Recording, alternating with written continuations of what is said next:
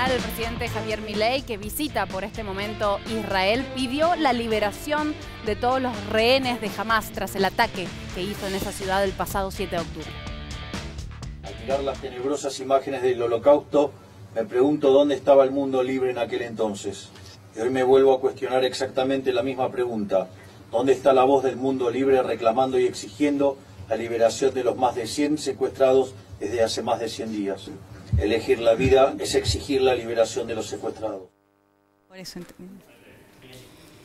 Ahora, Milei fue muy contundente respecto a su decisión de mudar la embajada argentina, que está en Tel Aviv, la embajada argentina de Israel, que está en Tel Aviv en este momento, a Jerusalén Occidental. ¿Esto qué significa, Leti? Sí, así es, y de hecho recordar que una de las primeras repercusiones llegó de Hamás, alertando justamente sobre esta decisión. ¿Por qué? Primero, decir que Jerusalén, si hay uno de los temas sensibles entre palestinos e israelíes, uno de ellos claramente es Jerusalén. Pero yéndonos un poco brevemente a la historia o el contexto que se le puede dar a esta situación para entender la relevancia o lo que pasa justamente con las sedes diplomáticas, cuando lo que ahora es Cisjordania, la Franja de Gaza e incluso Israel, era mandato británico en el 47, cuando la ONU hace la partición de lo que va a ser el Estado para cada uno.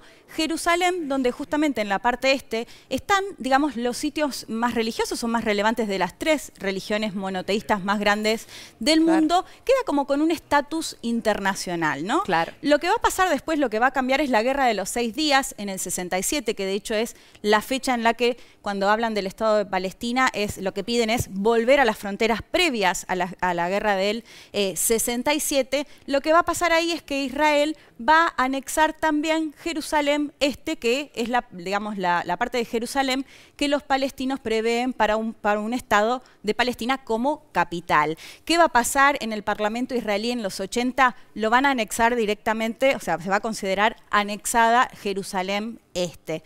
Esto llevó a varias resoluciones de la ONU que no reconocieron la anexión de Israel de Jerusalén Este, justamente por considerarlo, bueno, un tema que se tenía que llegar a un acuerdo de paz entre los dos países, o entre Israel y Palestina, y por eso pidió en una de sus resoluciones que justamente las sedes diplomáticas que todavía estaban en Jerusalén se trasladen a Tel Aviv, y fue lo que sucedió. Claro. Y esto se respetó así porque se consideraba que se violaba el derecho internacional.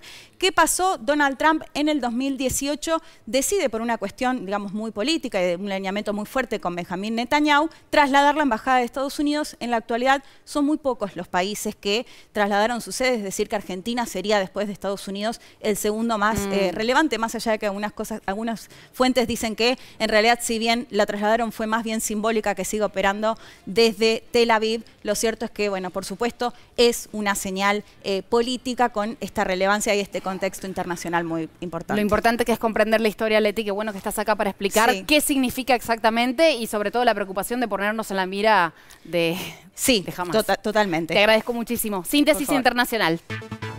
Israel le dice no al alto el fuego de Hamás. El primer ministro israelí Benjamín Netanyahu rechazó las condiciones de Hamás para un cese de hostilidades al considerarlas delirantes. Acto seguido ordenó al ejército una nueva ofensiva en Rafah. Brasil: estallan los casos de dengue a días del carnaval. 3 estados del vecino país están colapsados por la rápida diseminación de la enfermedad. Se trata de Río de Janeiro, Brasilia y Minas Gerais. En lo que va del año, se produjeron 40 muertes y hay 364.000 casos probables. Ataque ruso sobre Ucrania. Decenas de misiles golpearon Kiev y otras regiones. Las defensas antiaéreas lograron derribar solo la mitad. Hay 4 muertos y varios heridos. El bombardeo coincide con la visita del alto representante de la Unión Europea para Asuntos Exteriores, Jorge Borrell, quien tuvo que ser llevado a un refugio subterráneo en un hotel donde se hospedaba.